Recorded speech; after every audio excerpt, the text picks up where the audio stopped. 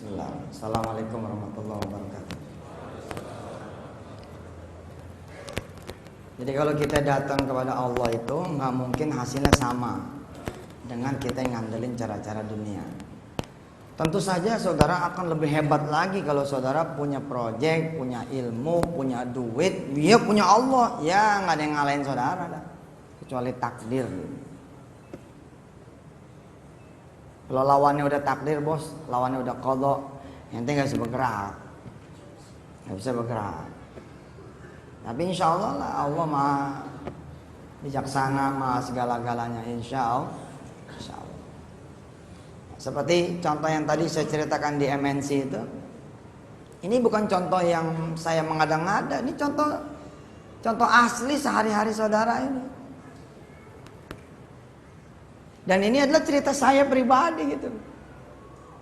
Ketika kita minta sama Allah, Allah datangnya tuh nggak kira-kira. Masih ditaruh beras juga, masih ditaruh duit juga, masih diajak kerja juga. Kalau saya kecilin dikit contohnya cuma dapat 10 bungkus. Terus begitu pulang mampir ke swalayan dapat 2 kantong. Yang 1 kantong buat anak dia, 1 kantong buat anak kita. Ini mah masih terlalu biasa. Peristiwanya peristiwa lebih luar biasa daripada ini. Sampai rumah kemudian anak-anak kita dibagi duit curang gocap.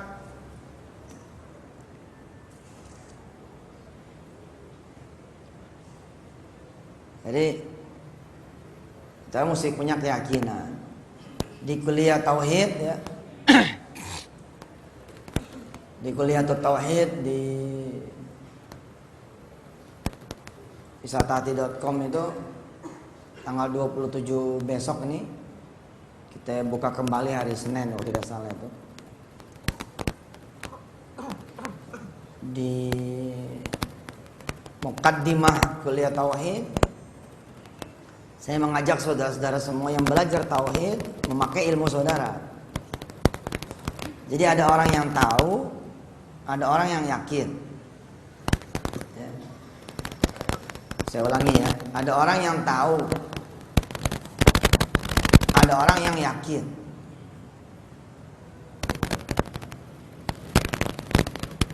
Dan ada juga yang tidak tahu dan yang tidak yakin.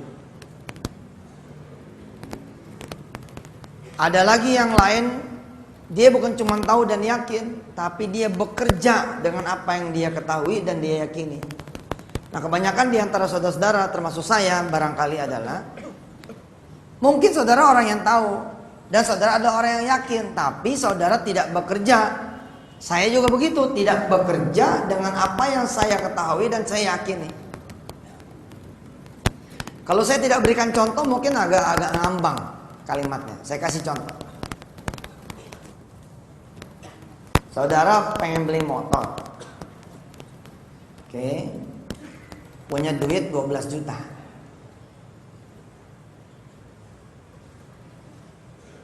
Lalu saudara berangkatlah ke tukang motor itu, ke showroom motor, ke dealer motor dengan membawa duit 12 juta. Ini termasuk bekerja dengan apa yang saudara ketahui, termasuk bekerja dengan yang saudara yakini atau tidak?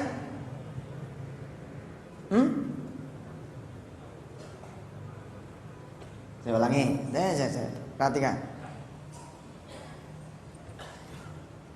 Saudara pengen motor, ada duit 12 juta. Lalu saudara bergerak menuju showroom motor, bawa nih tenteng duit cash 12 juta. Oke. Lalu saudara bawa pulanglah motor baru tuh. Disebutnya saudara sudah bekerja berdasarkan apa yang saudara ketahui, sudah bekerja atas apa yang saudara yakini atau belum? Ada yang jawab sudah, ada yang belum. Yang jawab sudah, kenapa saudara jawab sudah? Benar. Kenapa ya ada yang jawab belum? Nah, yang satu ini masih memakai bahasa-bahasa dunia. Ilmunya masih pakai ilmu-ilmu ukurannya manusia. Dia tahu kalau ada duit 12 juta terus dia berangkat, dia yakin dapat motor. Nggak salah, betul. Yang satu lagi bilang belum. Kenapa? Karena disebut tahu dan yakin yang dimaksud Ustaz Yusuf barangkali kaitan-kaitannya dengan doa, amal-amal soleh, ibadah, keyakinan kepada Allah Subhanahu Wa Taala. Tapi saya pun bisa jadi salah kalau bilang dia nggak tahu dan dia nggak yakin. Atau saya akan salah ketika saya mengatakan, oh dia tidak bekerja dengan apa yang dia ketahui dan dia yakini. Kalau apa? Kalau untuk dapat 12 juta itu dia berperih-perih puasa. Salah saya. Karena ternyata 12 juta itu seperti yang Mas Mono tadi sampaikan. Mana Mas Mono tadi? Mana dia Mas Mono? Depan. Mana depan jalanan? Mas Mono bilang adalah akibat. Oh bisa jadi saya salah. Dalam keadaan dia mengerti, tahu nggak mungkin punya duit, nggak mungkin saya bisa punya motor karena saya masih mahasiswa tingkat 1, masih diempanin duit sama orang tua. Dia kejar lewat sholat malam, bak. Dia minta aja motor. Lalu ada dana cash 12 juta buat dia. Dia disebutnya sudah bekerja dengan apa yang dia ketahui dan dia yakini. 12 jutanya itu adalah buah dari riyadohnya di hari-hari sebelumnya pada Allah Subhanahu Wa Taala. Saya di sini suka tidak setuju dengan orang-orang yang kemudian jadi mandang miring. Ustaz, jadi kecil sekali sih ibadah buat ente harganya cuma motor doang. Kalau buat saya bukan loh, harganya bukan cuma motor, ini harga sebuah keyakinan. Ketika saya mengajarkan sedekah kepada saudara-saudara semua, sesungguhnya saya bukan sekedar mengajarkan sedekah. Atas izin Allah, saya mengajarkan saudara beriman. Harganya bos, bukan harga 1 dikali 10, tapi harga iman saudara, percaya enggak? Karena saya suka kasihan malah baliknya sama teman-teman kita dari satu sisi gitu ya, suka bilang, kayaknya kecil amat sih ya kalau kita bangun malam cuma buat kontrakan kebeli ya. Lu nggak ngerasain sih kalau kebeli itu kontrakan bukan cuma kebayar nih kontrakannya, tapi kebeli gitu loh. Dalam tangisannya, dalam merindingnya, dalam gemeternya. 3 hari lagi bakal diusir, dihina lagi depan orang, tetangga pada tahu, dimaki-maki. Dalam keadaan seperti itu saudara merapat kepada Allah di 3 hari terakhir, belum tahu rasanya. Bagaimana kemudian Allah memberikan duit 270 juta, lalu saudara bilang kamu yang punya, dijual. Dia jual, kalau punya duit mah kayak punya duit aja, bayar aja dulu kontrakannya. Ibu, saya nanya baik-baik loh, dijual enggak? Emang kamu punya duit? Jawab aja dulu. Ya saya jual. Berapa jualnya? 200 juta. Ya sudah saya bayar 210 juta. Kan mah ya. 210 kita bayar. Kok saya lebihin? Ya, sebab ibu yang membuat saya 3 hari terakhir ini menangis di hadapan Allah supaya punya duit. Kalau saya bayar 40 juta pun masih kurang, Bu. Sebab ibu menumbuhkan buat saya iman. Saudara belum ngerasain sih begitu. Oh saya sering Pak. Makanya saudara bersyukurlah kalau punya masalah. Syukurlah saudara kalau punya persoalan hidup, punya kesulitan. Wah harus terima kasih tuh. Coming stronger, you know. Kalau pulang dari Singapura begini ngomongnya lagu. Becoming stronger aja ya. Saudara harus merasakan itu yang disebut oleh akademisi ya, spiritual transcendental, itu bahasa anak kuliahannya begitu. Pengalaman spiritual.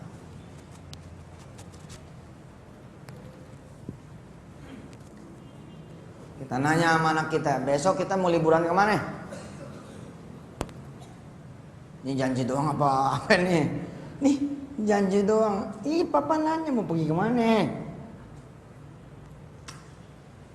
Yang deket aja deh. Ancol aja Ancol. Enggak serius nih, serius.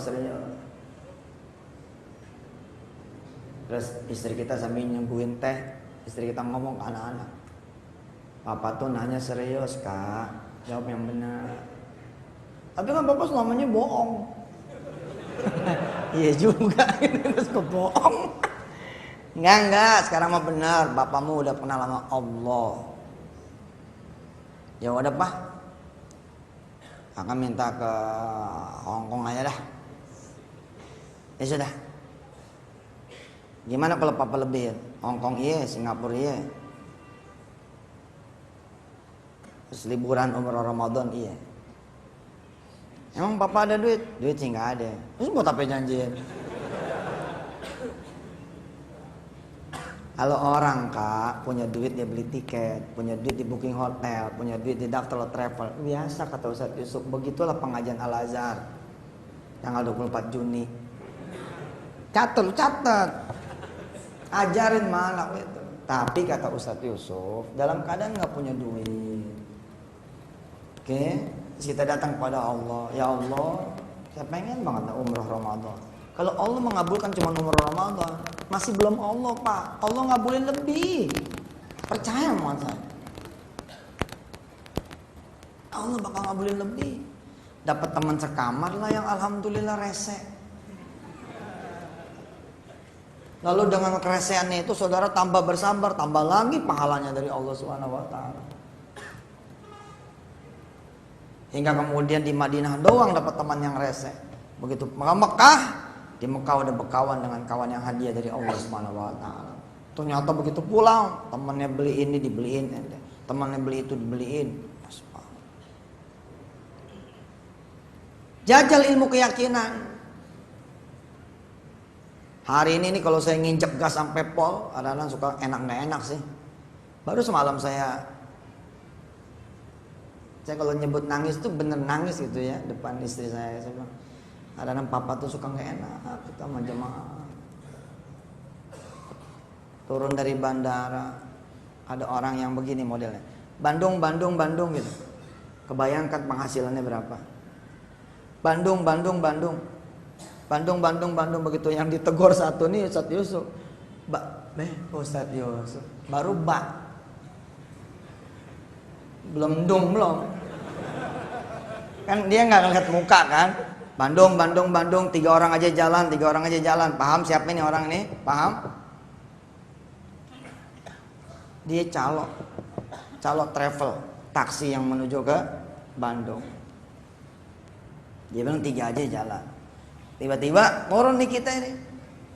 Bukan Solo deh kemarin. Solo kan baru tadi pagi. Gimana gitu? Pas malam saya nangis itu sama istri saya. Tapi istri saya ngasih tahu saya, itu setan tuh pak. Biarin aja. Kan papa yang bilang makin miskin makin dijejak, makin jadi kaya. Kadang-kadang hati saya sebagai guru sedekah pak, miris juga pak. Ente ngomong begini, Ustaz ini tabungan kami. Aduh, jangan pikir kita tuh seneng nerima sedekah ente, benar. Enggak, seneng banget. Gua nggak pikirin. Jangan bawa tangan apa biasa aja. Seneng bangetnya apa? Karena ente calon orang kaya. Bukan seneng ngelola, tapi sometimes setan ngegoda saya juga gitu. Aduh nggak enak ya sih. Coba ente rasain paling berapa sih fee-nya? Hah? Bukan ngecilin calo-calo tiket bandara, Pak. Belum tentu ada loh dalam satu hari. Dia buka itu dompetnya. Udah dipisahin Pak di dalam amplop. Kita buka tuh jutaan. Kalau ente jadi aneh merinding loh. Apalagi aneh naik Mercy lagi. Kebayang gak sih? Gua naik Mercy ada orang miskin gitu, ada orang nggak punya, boleh ngompres dia punya duit sedekah ke aneh. Kalau matanya tuh mata suzon mati dah tuh. Yusuf dia pantas aja. Bisa pusing aja orang ngelihat itu bener nggak? Kita sambil dipijit sayang gitu sama istri ya. Ngomong cerita gitu. Mah, apa tuh? Obatin kayak nah, jahat amat gitu ya. Kebayang gak sih Pak? Tukang parkir dia ngumpulin duitnya buat sedekah. Ada orang dia bilang sama anaknya, kita lebaran tahun ini nggak usah kita beli baju, Nggak usah kita mimpi jalan-jalan nak. Tidak usahlah kita berlebaran tahun ini. Kita ikutin Ustadz Yusuf buat Allah. Aduh Pak, kalau saya ngebayangin saya masuk jadi anaknya gitu, anaknya pasti Ustadz Yusuf. Gua salah loh. Tapi bila mana dia kemudian saya tidak gini ya, karena buat jadi Ustadz model kayak saya Pak, ini emang harus punya rasa tega gitu. Kalau nggak punya rasa tega Pak, nggak lolos, murid juga nggak lolos. Nggak lolos. Makin saya kenceng, makin saya kejam gitu ya. Ini langsung begini modelnya nih, yang punya kunci motor taruh sini. Makin berhasil. Yang punya kunci motor taruh sini. Mau lunas kayak nggak lunas taruh sini. Gua doain. Kalau nggak mau taruh sini hilang motornya. Itu makin begitu tuh Pak, kan jadi raja tega tuh, tapi makin top Pak. Sebab apa? Sebab kalau ente dibiarkan keluar dari masjid ini, belum tentu tuh naruh kuncinya. Di episode awal Yusuf Mansur muda, begini modelnya, sampai orang takut ke rumah saya bawa mobil. Taruhnya jauh gitu. Ada tamu yang saya anterin, nggak usah diantar, sini aja. Kenapa tuh? Udah sini aja. Nggak taunya dia bawa Harrier. Mau takut diminta. Yes. Saya belajar dari guru-guru saya tuh modelnya gitu Pak. Bang, pukul aja. Kita yang jadi murid kadang-kadang gelagapan Pak. Ada yang ditungguin. Saya ditungguin sama guru saya. Saya tungguin 1 jam, cari 1,5. Pak, kita kalau kurang-kurang ikhlas sama guru ya. Apalagi guru yang kita datengin kaya ya. Wah Pak, nggak bakal balik tuh. Main gua balik suruh 1 jam nyari 1,5, gua lagi susah. Ya kan? Tapi sami ngawalton apa? Saya balik tuh. Balik. Orang sekarang Pak kalau dikencengin kayak saya tempo 10 tahun, 15 tahun yang lalu, pasti aja naik di Facebook. Ustadz sesak. Twitter langsung masuk. Temen saya masa pengen punya anak malah diambil mobilnya. Bener aja, gimana friend? Gitu. Wah, di tweet gitu ya itu modelnya. Saya percaya sama saya pernah nanya sama Kiai dulu. Hei, orang yang nggak ikhlas gimana? Ikhlas urusan dia sama Allah. Gitu. Ikhlas itu urusan dia sama Allah. Nah saudara perlu ngejajal keyakinan gitu. Ada orang yang tahu dan tidak tahu, ada orang yakin dan tidak yakin. Lebih lagi tidak banyaknya adalah orang yang bekerja dengan apa yang diketahui dan diyakini. Di kuliah tauhid di www.wisatadi.com saya ngajarin kepada diri saya dan saudara semua, jajal ilmu ini. Siapa yang tidak tahu salat malam bakal ngangkat derajat? Hah? Kalau ngeliat muka-muka kayak NTW ini, muka masjid, insya Allah tahu kita paham salat malam bakal ngangkat derajat. Tapi siapa yang menyengaja bangun malam supaya Allah angkat derajatnya? Belum tentu Pak. Ada yang jawab 1, 2, 3, 4, 5, 6 sampai jumlahnya 10% dari jumlah kita yang hadir. Tahu nggak? Tahu salat duha itu buka rizki. Tapi ada nggak yang benar-benar buka pintu itu dengan menyengaja muta'ammidan? Bergerak taqarrub ilallah, dia buka itu pintu rizki pakai salat duha. Makin sedikit. Salatnya tidak bertenaga. Salat aja. Salih sunatut duha. Oh. Tapi kalau ngarep kan beda. Ente ketemu orang kaya ngarep gitu loh. Beda kan?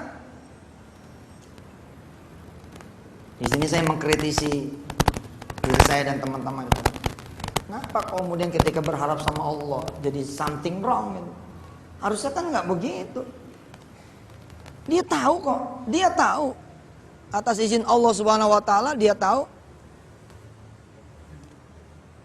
bahwa kalau dia sholat malam bakal diangkat derajatnya oleh Allah. Tapi siapa yang tahu kemudian niat dari pagi, malam gue bangun malam. Siapa yang kemudian menyengaja gitu, menyengaja bangun malam supaya Allah kemudian angkat derajatnya. Sedikit Pak. Yang banyak tuh kebetulan. Pas emang bangun. menyengaja bangun karena dia tahu sholat malam itu bisa mengangkat derajat. Sama sedekah juga begitu. Lalu saudara bermain-main nih dengan ilmu sedekah. Ada duit 12 juta. Katakanlah saudara tidak beriado sebelum emang kerja biasa aja gitu. Kumpulin duit 500, 2 tahun 12 juta. Coba dong jajal menjadi orang yang yakin kepada Allah Subhanahu wa taala, pakai ilmunya. Ngaji sekian tahun sama Yusuf Mansur nggak dipakai ilmunya, pakai. Kalau ngasih 1,2 dapatnya berapa? 12 juta, bismillah lah. Ambil 1,2. Sisanya berapa? 10,8. Masukin laci. Lacinya kunci. Kuncinya buang. Dengan duit di tangan saudara 1,2 juta rupiah, saudara kemudian datang kepada Allah. Sebelum nyampe showroom, habisin duit tuh. Kanan kiri sampai habis, kemudian masuk showroom. Assalamualaikum, waalaikumsalam, selamat pagi Pak, pagi. Mau ada yang bisa saya bantu? Tadi sih ada, tapi saya bingung saya. Tadi sih saya ada, dia bilang. Tapi sekarang saya bingung. Si showroom nanya, bingung kenapa Pak? Tahu kayak orang tengleng aja nih saya masuk. Nggak jadi ya, assalamualaikum, pulang. Jangan salah saudara, begitu pulang di rumah udah ada motor tuh.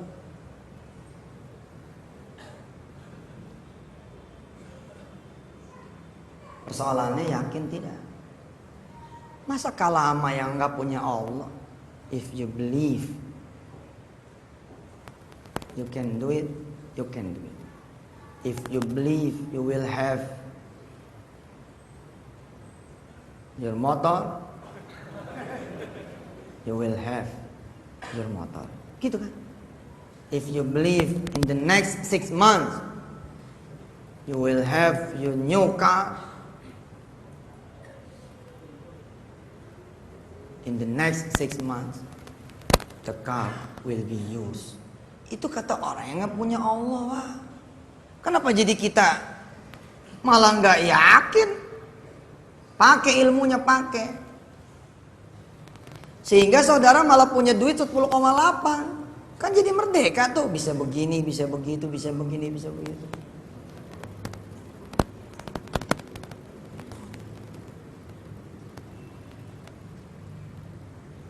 Bab keyakinan ini saya tutup.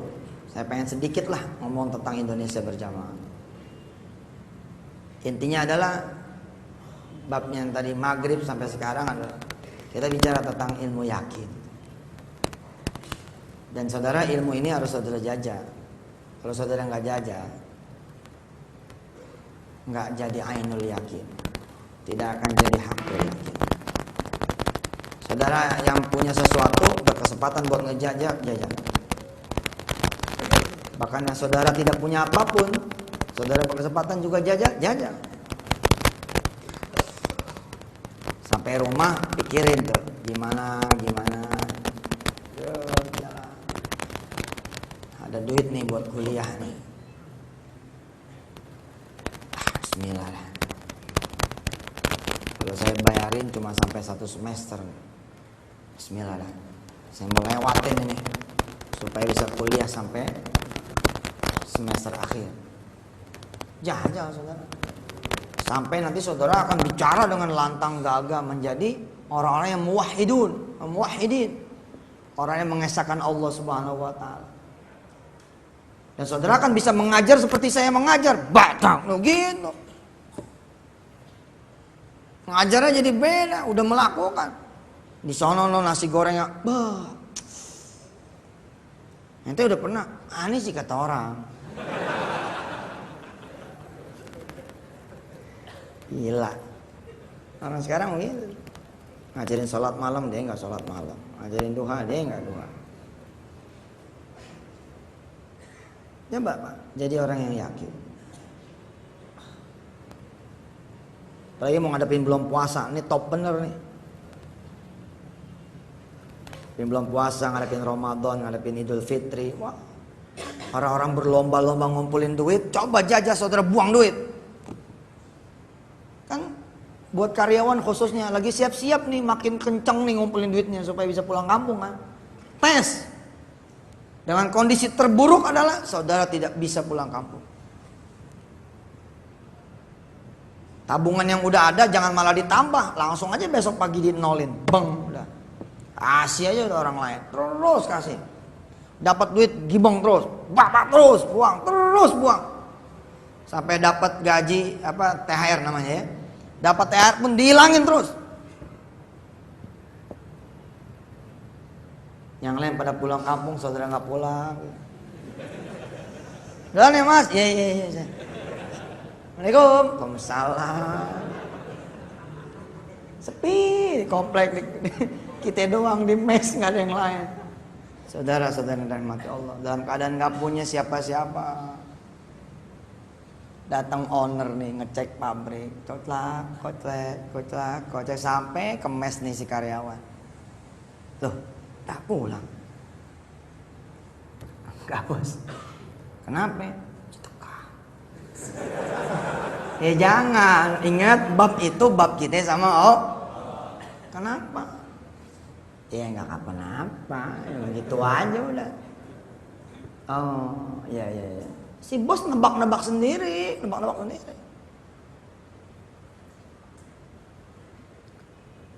Panggil. Mat, coba lu kemari. Datang Mamat nih. Cuy. Mat, lu katanya kan pengen kenal kampung orang. Lu pernah ngomong sama gua, lebaran di Betawi mulu di Betawi. Nah sekarang ada kerjaan. Lu bawa mobil gua tuh yang Pajero tuh, lu anterin karyawan gue nih yang satu pulang ke kampungnya. Selama dia belum mau balik ke Jakarta, lo tetap ikut sama dia. Pak, biar bapak jadi urusan saya. Mobil saya, nggak usah cerita bensin, nggak usah cerita oli, nggak usah cerita tol, semua saya yang kasih. Ya Allah bener nih pak, bener. Begitu teman-teman pada pulang kampung, ente wah, biasa lu, itu udah gak bisa ngomong karena udah hakul yakin ente. Ya, hajar dari bulan sebelumnya, tiba-tiba kejadiannya seperti ini bisa ngomong. Apalagi kalau saudara selama perjalanan pulang kampung, kan saudara pasti pengen cerita dong sama teman-teman kan. Makanya lu jangan ngumpulin duit pengen pulang kampung, sedekah supaya bisa pulang kampung. Kan gitu tuh jadinya tuh. Kenapa? Karena ente udah merasakan, beda dengan yang tidak merasakan. Apalagi saya bilang selama di perjalanan saudara sholawatin tuh mobil. Sambil jalan sepanjang Jakarta Brebes, terus gosok-gosok itu, ya. Jok mobil Allahumma sholli terus mobil pindah, nggak bohong, asli bener. Ada aja caranya. Pulang kampung kita penuhin mobil dengan barang-barang dari kampung, ya nggak? Ada ini, ada itu, ada ini. Jadi ente berteman, kawalian hamim, sama yang punya pabrik. Berteman, lain cerita sama karyawan biasa. Ketika bercerita 4 tahun kemudian dia bakal bercerita 4 tahun yang lalu gitu. Nah, kalau saudara tidak belajar keyakinan, nggak akan terjadi seperti Mas Mono, seperti Mas Andrian. Wallahu a'lam bis. Saudara, saya merekomendasi saudara jajal ilmu ini. Di apapun ilmunya, ilmu mahabbah sama orang tua, jajal, tes. Di umur orang tua yang udah mau meninggal misalnya karena tuanya saudara, sudahlah, papa mau jajal nih, nggak mau kerja dulu dah, kerjanya buat orang tua ya. Saudara kaget lah, kerja tuh biasa 3 juta 4 juta. Begitu saudara lepas pekerjaan, saudara mahabbah aja sama ibu nih. Ya, buang air ente cebokin, ke kamar mandi ente papa, ente gendong, mau sholat ente yang gantiin terus sebulan. Kaget ente nerima lebih dari 4 juta. Tapi kalau ente kurang keyakinan, ente bagi tugas, Pak. Syaratnya emang yakin ya, malah apa aja untuk yakin. Udah yakin. Sebelum saya lanjut, ada yang mau bertanya? Silakan.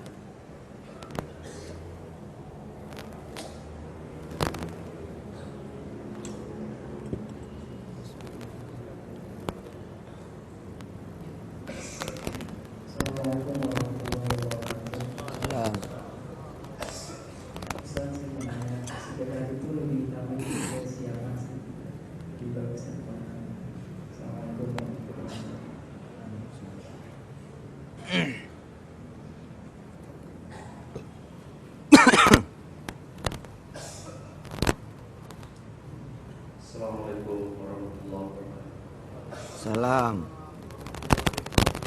Alhamdulillah saya dapat tunjuk dari Allah hadir di tengah masjid yang mulia. Saya seperti semua apa yang kita Ustaz itu saya pribadi.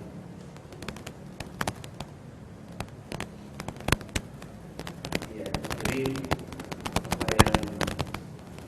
kelebihan dan kelebihan saya rasakan. Saya bercerita sedikit tentang pribadi bahwa saya tidak terlalu asing bukan punya ilmuwan atau majelis seperti ini. Bahkan di mimbar ini saya pernah ceramah. Namun ada dari orang tua ibu saya. Sampai sekarang saya ada kesulitan. Beberapa hari yang lalu ada sebuah hidayah bahwa anak saya ingin masuk sekolah di pesantren Ustaz. Dia berasal dari pelosok yang sangat jauh. Dia sekolah di sekolah dasar swasta. Tapi tidak tahu sampai dia begitu. Di mana? Sekali hatinya untuk Di mana itu? bisa berdidik Di? di Nusa Tenggara Barat. Oh. Bandung. Jadi saya seorang gurunya di sekolah. Oke. Di sebuah komplek di Jakarta Selatan. Namun saya cerita bahwa tadi malam sekali saya mendapatkan perasaan yang sangat terhina bagi diri seorang gurunya. Kenapa? Saya cuma mengajarkan ibadah itu saja. Setelah saya outsourcing dari sebuah pekerjaan saya, dan saya berharap itu diberikan honor saya. Dan hanya itu yang saya harapkan untuk bantu biaya. Tapi saya malah menjawab bahwa dia berada dalam ramalan dan rumah untuk menunggu sebentar. Akhirnya bisa saya menunggu belum ada yang keluar. Jadi saya minta pamit dan saya jelaskan sudah. Dan biasa kalaupun memang dia tidak berkenan untuk saya mengajar anak lagi, ya udah saya mencari usaha jalan lain. Saya ingin bertanya satu, Ustaz. Mungkin ada kelemahan pada diri saya. Selama ini saya tetap menjalankan sholat. Mungkin saya banyak kurang khusyuk. Dan saya ingin menambahkan untuk sholat tahajud, Ustaz. Mungkin dengan jalan ini Allah berikan kemudahan bagi saya. Tapi bagaimana cara yang sebenarnya untuk menguatkan keyakinan kita untuk bisa bangun sholat tahajud, Ustaz, yang benar-benar merasakan bahwa tidak ada hambatan dalam melaksanakannya. Jadi benar-benar saya yakini. Selama ini saya melaksanakan sholat tahajud, tapi seperti lupa. Bisa mohon resep yang benar-benar memantapkan hati, meyakinkan hati untuk melaksanakan sholat tahajud. Terima kasih, Ustaz. Assalamualaikum warahmatullahi wabarakatuh.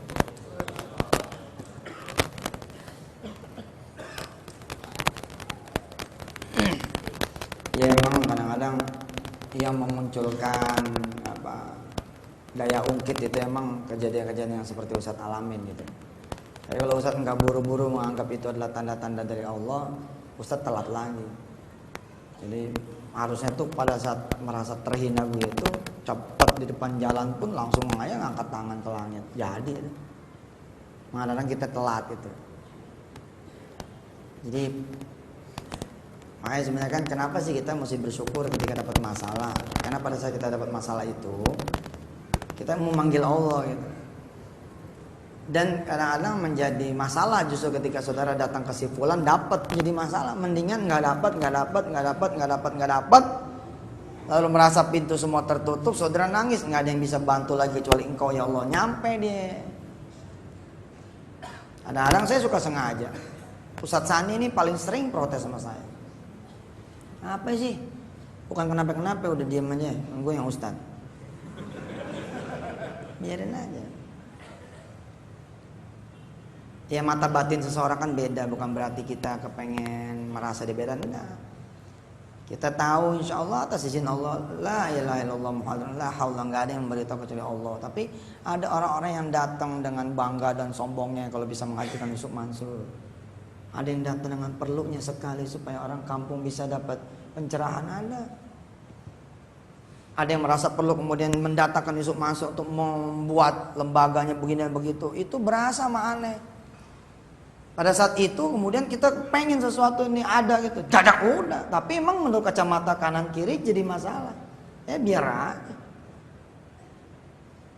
Ada orang datang dari Semarang, saya sendiri lupa ceritanya. Pinjam duit 5 juta. Dalam keadaan seperti itu, saya nggak bukain pintu malah buat dia. Barangkali Ustadz belum tentu si orang kaya itu adalah orang kaya, belum tentu. Pada saat Ustadz datang ke rumah itu sebenarnya bukan rumah lagi orang. Bisa jadi Allah tutup, zek, Allah rubah sehingga Ustadz punya perasaan seperti itu. Belum tentu dia bersalah. Mungkin orangnya lagi kemana kita nggak ngerti. Bisa kan seperti itu.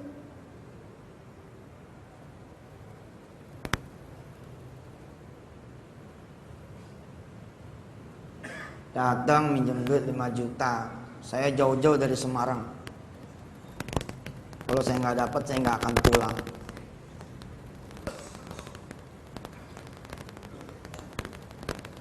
Coba dari Semarang, iya dari Semarang.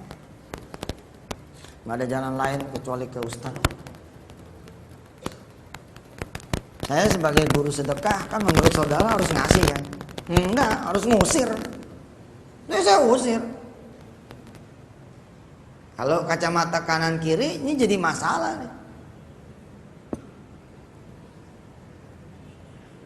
Ada sesuatu lah yang saya lakukan buat dia. Saya nggak tahu lagi ceritanya gimana, tapi saya berdoa kepada Allah Subhanahu Wa Taala mudah-mudahan orang ini nyampe. Dan kita juga mengenal cerita Imam Ali Zainal Abidin. Ada orang nungguin dia dari semalam. Kemudian begitu pagi harinya Imam Zainal keluar. Orang ini bilang, saya punya keperluan, saya datang kepada Tuhan. Salah ente datang ke aneh mah. Tapi saya datang dari semalam, makin salah lagi kata Imam. Yuk saya antar yuk kepada yang duitnya tidak terbatas. Ngikut nih si orang miskin ini. Nyampenya ke masjid, bingung dia, kok di ke masjid? Ini minta sini sama dia. Saya doa, lepas aja.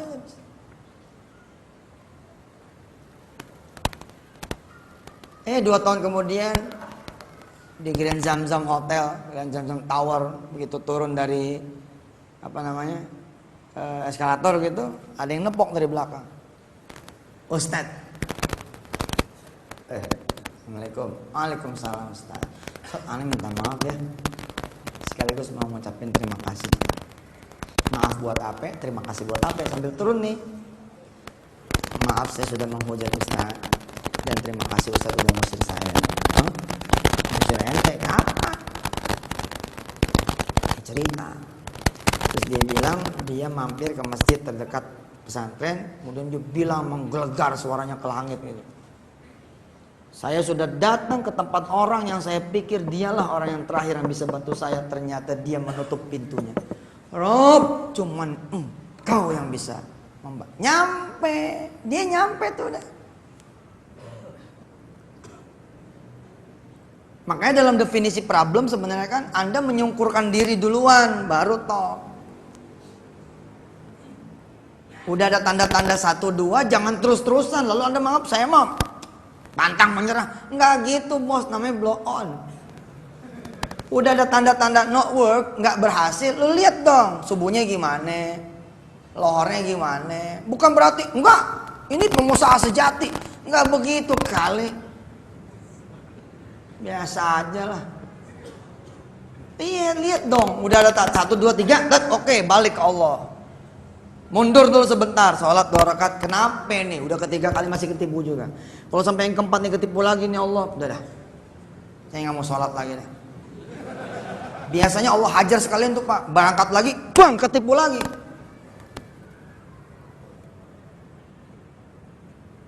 Hebat tuh, hebat. Jadi Ustadz, ketika pemicu itu datang, itu mahal sekali.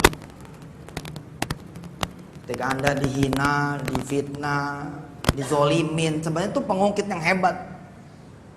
Jarang lo dapet pengungkit tuh, halo.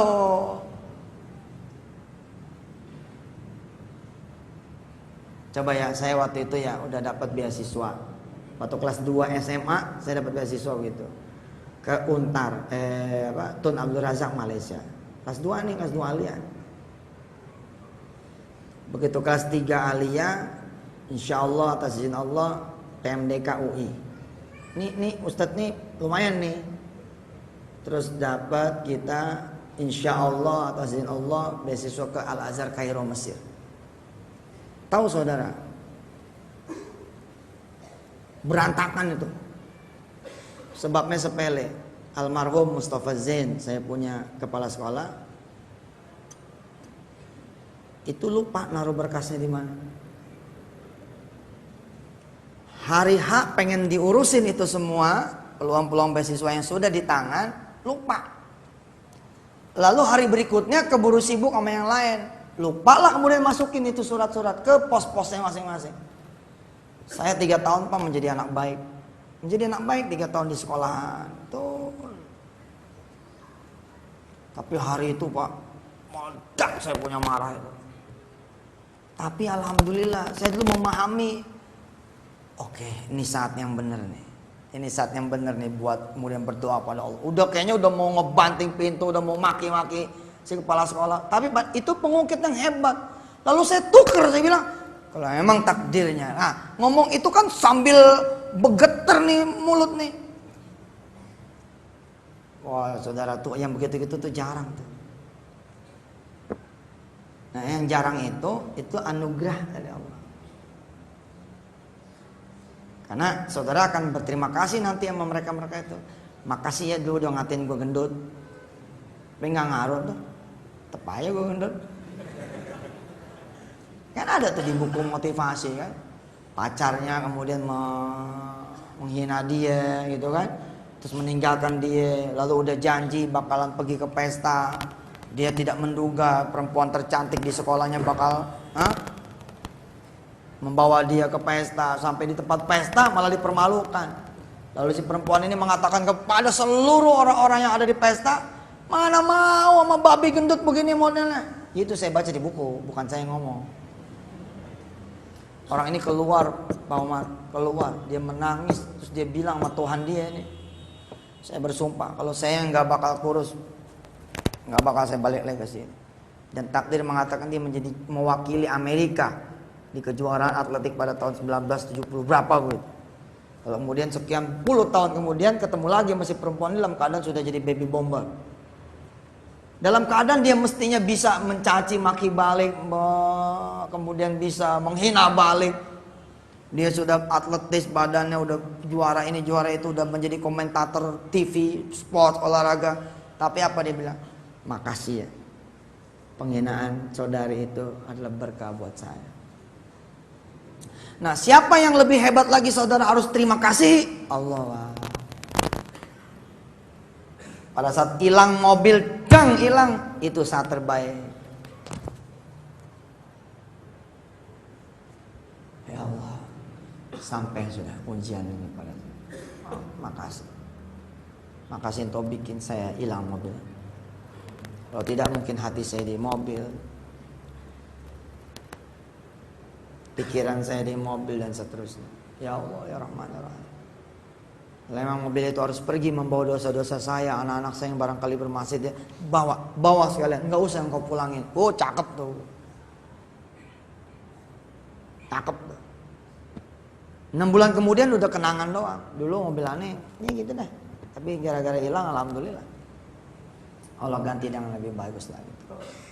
Nah momen itu Pak sebenarnya bisa diciptakan dengan saudara menantang badai gitu. Momen itu bisa diciptakan gitu. Jangan nunggu momen, creating momen, menciptakan momen. Kenapa sih harus ada puasa? Kan menciptakan sebenarnya. To suffer, oke? Okay? So kita kemudian merasakan pedihnya orang, menyengaja gitu. Menyengaja melekan. Benar-benar kita mau melek itu sepanjang malam, menyengaja. Dalam keadaan bisa nih kita nih jalan-jalan, terus kita sengaja buang, ciptain. Ada yang nggak diciptain, ya ini Allah sendirilah. Walaupun yang bagian bab sedekah pun Allah juga. Tapi ini kita cerita manusiawinya. Yang tidak diciptakan oleh saudara-saudara apa? Misalkan duitnya keambil sama orang, kan hilang tuh. Harusnya saudara belajar menciptakan sendiri, hilangin aja tuh duitnya. Saat. Dalam keadaan di zona nyaman, saudara udah merasa duduk nih udah begini di sofa nih. Subhanallah, nyalain AC, cuing, dang, nyalain TV, dang, nyala. Dalam keadaan zona nyaman, tiba-tiba saudara bangkit, say goodbye sama rumah saudara. Terus saudara menciptakan momen, lalu saudara balik lagi ke kondisi semula, ngontrak lagi ukuran 3x4 yang tidak ada garasinya. Saudara akan lihat loh, 1 tahun berikutnya percepatan saudara kuantum. Ada yang tidak diciptakan, yakni Allah sendiri. Wah, sekali lagi saya bilang ini kalimat bahaya sebenarnya, karena semua juga dari Allah, oke? Tapi ini bahasa kita lah. Saya meminjam bahasa ngajar, bahasa kita. Ada yang tidak diciptakan oleh kita sendiri, tapi dihadirkan Allah. Rumah itu diambil bos. Teman bilang ada kafe bagus nih. Tadi kan aneh nggak ada duit. Nah, lu pakai rumah lu aja. Ntar namanya nama gua. Ternyata kita ditipu mentah-mentah sama dia. Lalu rumah itu lewat, Pak. Pada saat lewat itu, saudara jadiin moment of truth.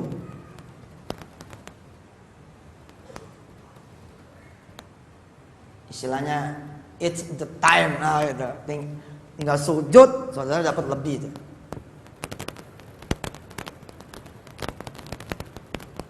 Ini bengong ngerti apa ya? Kayaknya senyap gitu. Sunyi. Ngerti ya? Apa bingung? Menyimak. Oke. Malam ini jajal, Pak. Malam ini jajal. Bapak punya tabungan. Wah, lihat-lihat kanan kiri depan belakang. Bismillah dah. Bismillah. Kita nabung buat haji, coba kita nolin. Ya, cari madrasah, cari masjid, cari anak-anak yatim, cari guru-guru ngaji, kasih dia. Saudara punya motor yang saudara sambil ngelap tuh sambil siul-siul. Coba besok hilangin kelezatan itu. Kelezatan tuh besok hilangin. Ciptain momen itu.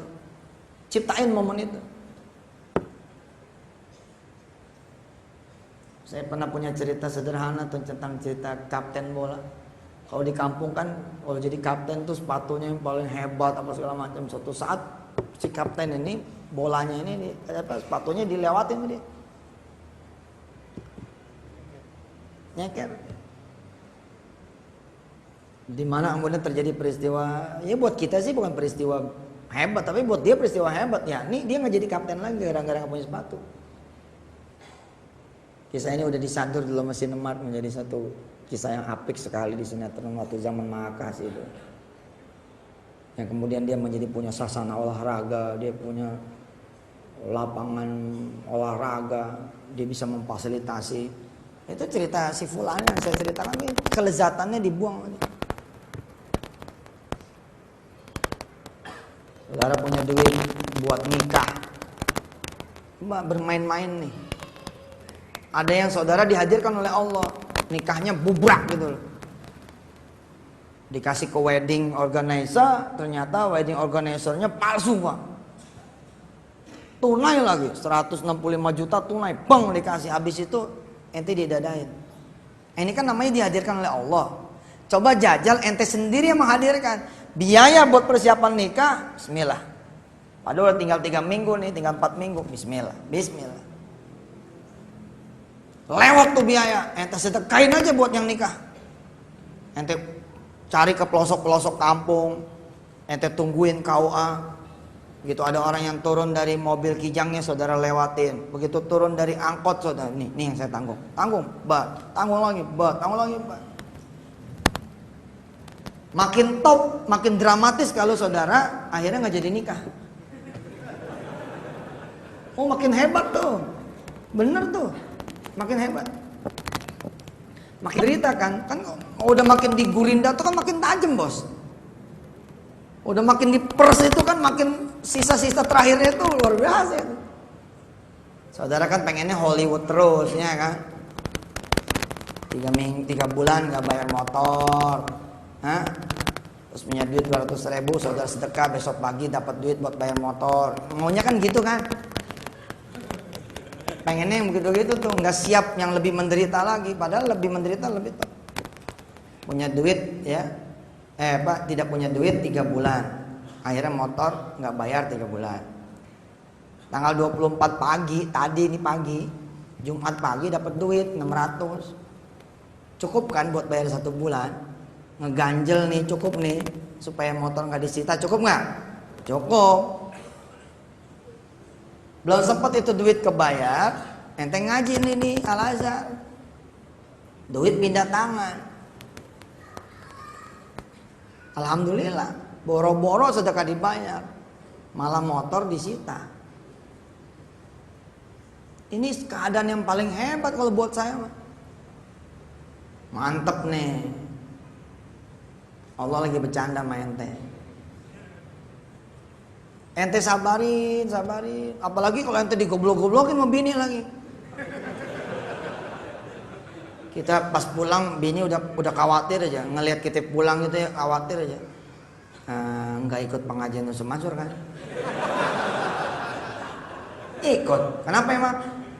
Nggak bawa duit kan? Bawa. Yang 600? Iya, bawa. Terus gimana? Ya udah abang sedekah. Alamatnya, bang, kita kan nungguin tuh duit 3 bulan. Saya udah larang abang ngaji mau Ustaz Yusuf, ngaji juga.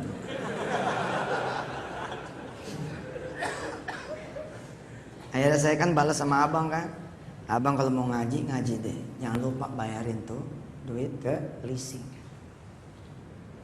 Dasar sama suami nggak sekolah. Makin kita digoblok-goblok, makin nunduk tuh kan, makin begini gitu kan. Minggunya datang lagi mertua, dihabisin sekalian sama mertua tuh. Saya dengar laporan dari anak saya, katanya sedekah terus motor disita ya. Gitu deh kalau dengerin Yusuf Mansur. Makin kacau kan tuh. Di tengah kekacauan gitu saudara ngangkat tangan kepada Allah. Saya tidak pernah meragukan Engkau ya Rabb. Saya tidak pernah meragukan Engkau ya Rabb. Saya tidak pernah. Sampai saudara bahkan tidak bisa ngomong, saking benar-benar losnya sudah. Saudara saksikan kebesaran Allah. 1 tahun setengah kemudian saudara tawaf di Baitullah Al-Haram. Kemudian selesai tawaf yang ke-7 masuk. Sa'i baina Safa wal Marwah. Habis itu kemudian tahallul. Begitu halul kemudian ngopi kita nih, ya. Ngeteh susu gitu. Ngobrol-ngobrol sama mertua. Mulai deh mertua ngucap, "Mantu, emak minta maaf nih." Minta maaf apa emang? Dulu emang goblok-goblokin kamu. Yang mana yang emas sering banget kan?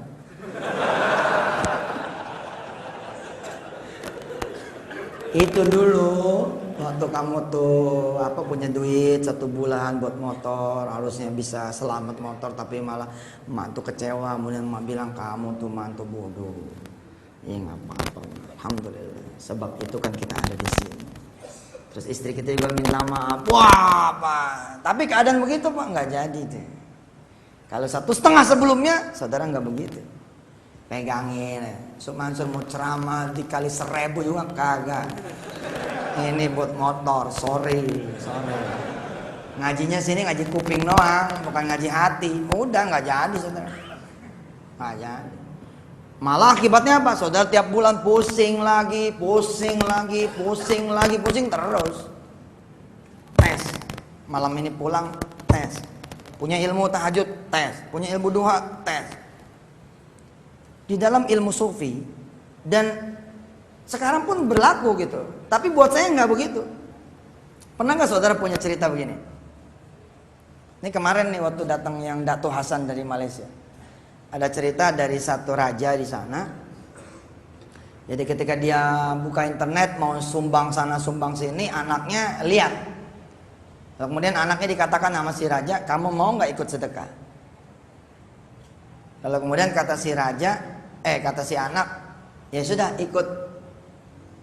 Ada 150 ringgit kalau tidak salah, itu dimasukkan ke dalam akun ini, ikut sedekah. 2-3 hari kemudian datang kongsi dia dari England. Ada satu bisnis kecil, buat si raja bisnis kecil, tapi hadiahnya itu buat si anak ini 20 kali lipat. Lalu kemudian si anak ini dikatakan sama si raja, tuh kamu lihat, kamu sedekah 15.000. Sehari bahkan bukan 3 hari. Kamu sedekah 150 ringgit, tapi dibayar sama Allah belum 24 jam. Ini duit jadi 10-20 kali lipat.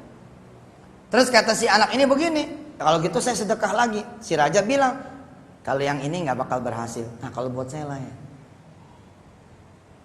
Kalau buat anak lain. Udah teori udah terbukti, kenapa tidak ada lagi terusannya? Keber terus. Tapi kan kalau yang tadi dia ikhlas, sekarang nggak ikhlas ngarep deh. Nggak gitu.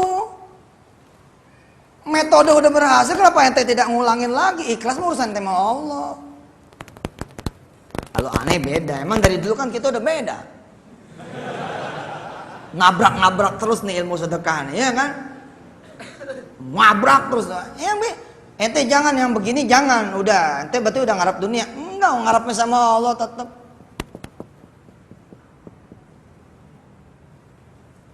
Sudah Allah buktikan, kenapa jadi mundur? Maju terus. Cuman lengkapin ilmunya sama ilmu sabar, ilmu baik sangka, ilmu istiqomah. Lengkapin terus ilmunya. Alhamdulillah saudara-saudara, saya pikir waktunya sudah jam 20.30. Ngomong bab masjid, insya Allah ini sekedar sampiran saja. Nanti kapan-kapan kita bahas, kalau memang masih ada waktu nanti. Tadinya saya kumpulkan saudara di Indonesia Berjamaah itu ingin memperkenalkan kepada saudara semua Tuhan saya. Saya punya Tuhan keren tuh. Dan saya tahu tempatnya di mana. Barangkali saudara ada yang belum tahu tempatnya di mana. Saya mau memperkenalkan. I want to introduce him bahwa dia punya tempat itu di masjid. Cuman kita nggak tahu. Karena itulah kita nggak doyan sama masjid. Anak Pak, sejak anak susahnya dulu. Bahkan sholat sunnah kalau kata orang fikih lebih afdol di rumah. Aneh mah enggak. Aneh pakai ilmu yang lain, ilmu tasawuf kah, ya ilmu rasa kah. Sebab kalau aneh di rumah, aneh nggak dapat feel itu. Aneh sholat malam tetap di emperan musola. Waktu dulu aneh sholat malam tetap di masjid. Aneh berangkat kanan kiri terus, sisir masjid ke masjid terus sholat sunnah. Mudah-mudahan ini anggap sebagai promosi ya. Promosi masjid. Kita kan selama ini nggak doyan karena ke masjid kita anggap beban gitu. Aduh, apalagi kalau masjidnya jauh. Benar. Apalagi masjidnya tuh kayak di kita kan tidak ada sesuatu yang asik ya. Kalau di Singapura kan Masya Allah Pak, ada teh manisnya. Kita ini emang nggak biasa begitu, masjid-masjid kita nggak biasa begitu. Padahal kalau masjid kita begitu juga luar biasa tuh. Masuk masjid kacang hijau, wah, Ya. Rame tuh pasti masjid tuh.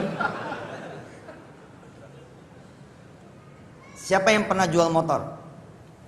Yang pernah jual motor ada? Oke, pernah jual motor tahun berapa? Hah? 4 tahun yang lalu, motor apaan? Hah? Honda Astrea, tahun berapa? Oke, dijualnya berapa? Hah? 3.200.000, pasarannya kalau beli lagi berapa? Saat itu. Hampir sama, hebat dong. Jualnya kemana? Jualnya ke teman. Hah? Oh, cicil. Ya, cicil ada nilai ekonomi yang hilang dong. Ada penyusutan. Saudara, saya ingin memperkenalkan tempat terbaik buat jual motor. Masjid. Ada yang nyaut di belakang, ya ada hilang Ustaz. Kalau ente datang ke manusia, 4 jadi 3, 5 jadi 4, 6 jadi 5, 7 jadi 6, betul? 10 jadi 9. Dan Anda tidak punya hak menentukan harga, betul nggak? Harga ditentukan oleh market. Dan bahkan Anda ditentukan oleh situasi Anda. Kalau Anda datang pada butuh, itu 10 jadi 7 bos. 5 jadi 3. Gara-gara ente butuh, ente bersedia dicicil tak? Yang penting buat kebutuhan Anda yang sekarang 500 ada nggak? Gitu kira-kira. Kita tutup dulu 500 tuh. Tapi kalau ente datang ke masjid, jualnya kepada Allah Ta'ala, 5 jadi 6, 6 jadi 7, 7 jadi 8, 10 jadi 11. Bahkan jangan kaget, someday Allah akan mengatakan begini, bawa aja motornya, aku kasih duitnya. Dah, elah cakep banget. Tapi di sini jual motornya di masjid. Parkir motor, bilang sama Allah, bawa mah helmnya. Bismillahirrahmanirrahim. Sunnatul hajati raka'atain lillahi ta'ala. Saya pengen jual motor, saya ngadep kepadamu. Allahu Akbar. Keren kan? Lalu saudara sampaikan kepada Allah langsung di rumahnya.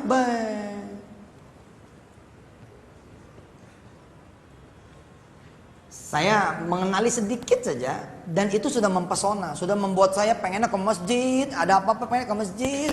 Belum waktunya juga, kalau perlu kita ajan. Lama amat sih gue pengen diterima nih sama Allah. Betul Pak, kalau ente ngerasain yang aneh rasain, ya Allah kurang tuh, kurang. Mudah-mudahan saudara sempat merasakan satu waktu pantat nggak pengen gitu dibawa pergi, gitu. pengen terus sama Allah. Saya tahu sedikit aja gitu, tahu sedikit aja, walaupun kadang-kadang datang capeknya, datang setannya. Naudzubillah min dzalik, mudah-mudahan istiqomah begitu. Barangkali saudara tidak tahu, makanya saya bikinlah Indonesia berjamaah supaya masuk masjid lagi.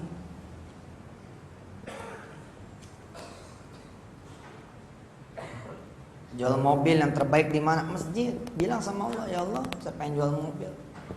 Cariin dah pembelinya yang kira-kira harganya. Nah, bahkan yang menentukan siapa? Saudara. Saudara bilang lah sama Allah, kalau saya udah nanya nih ya Allah, sama pasaran, aduh harganya kacau lah. Mobil ini saya beli 37, udah saya ganti peleknya, udah saya tambahin. Masa ditawar 24? Ngobrol sama Allah, ngobrol. Saya pengennya dibayar 40 ya Roh. Kasih catatan dikit, kalau bisa lebihin 41. Asik lah berdoa begitu sama Allah. Wah, saudara seperti sahabat ya, walaupun nggak boleh kita merasa sahabat sama Allah, tapi ini bahasa saya lah. Nggak berjarak Allah itu. Asik. Nih ya, Allah kan nggak boleh divisualkan kan? Laisa kamitslihi syai'un. Tapi kalau boleh saya memvisualkan Allah, saudara bakal kelihatan jadi orang-orang yang bodoh sekali. Kemana saudara mau cari rezeki? Itu akan jadi pertanyaan yang jawabannya saudara tahu. Kalau boleh nih saya memvisualkan Allah gitu ya, berdiri di depan masjidnya nih, di rumahnya, dia akan bingung. Ini kalimat asli nih, kalau dilihat hitam putih, ini jadi salah kalimat saya. Oke? Ini Allah berdiri nih di depan pintu nih. Allah akan nanya sama malaikatnya, itu hamba-hambaku pada kemana sih? Ini rumahnya, ini rumah Allah. Kantornya jauh di sana, jauh, pabriknya jauh, ada yang di Jepang malah nyari duitnya. Ada yang di Amerika, ada yang di Saudi, ada yang Allah di sini dekat rumahnya. Tapi subuh lewat. Subuh lewat, Ji. Pagi-pagi mulai dari 6:30 udah mulai nih orang selewer lewat rumah Allah. Allah liatin deh.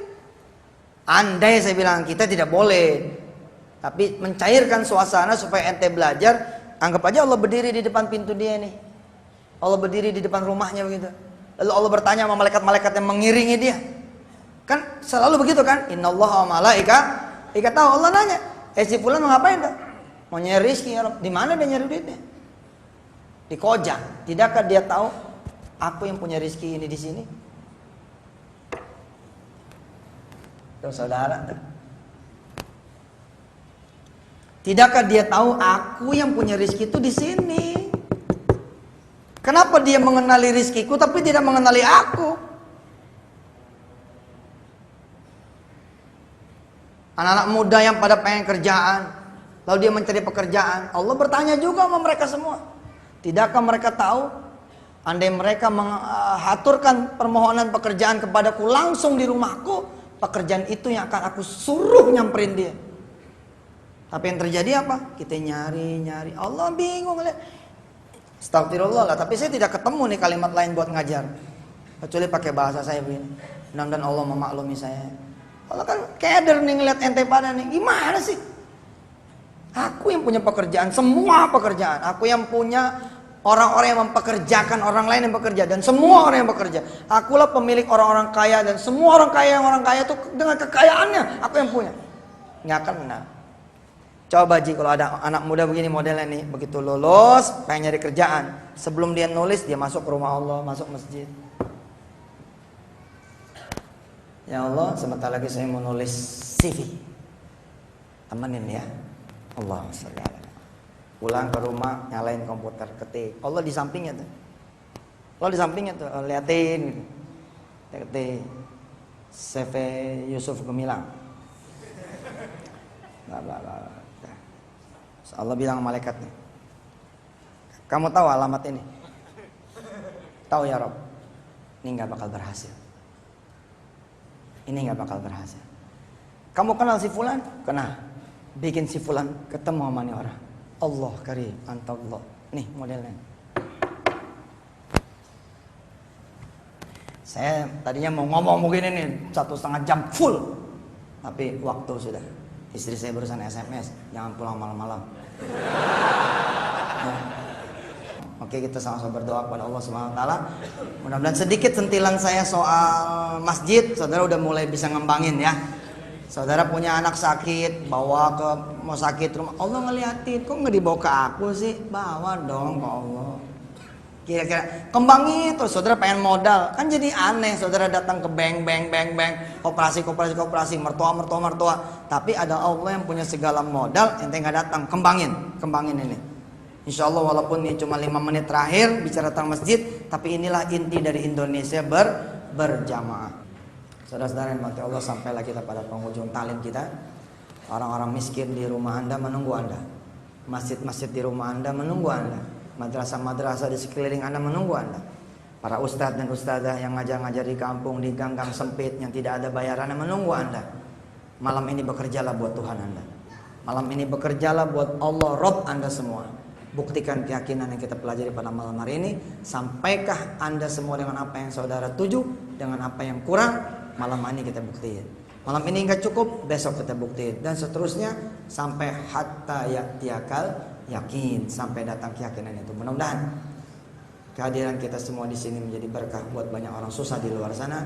Kehadiran kita di sini menjadi berkah buat banyak orang duafa di luar sana. Terima kasih buat Las Al-Azhar, mudah-mudahan menjadi berkah perjuangannya. Terima kasih juga buat DKM Masjid Al-Azhar. Kepada Allah juga kita ngulangin semuanya. La haula wala quwata illa billahil aliyyil azim. Terima kasih. Ila liqa, enggak usah salaman deh biar aneh cepat pulangnya. Wassalamualaikum warahmatullahi wabarakatuh.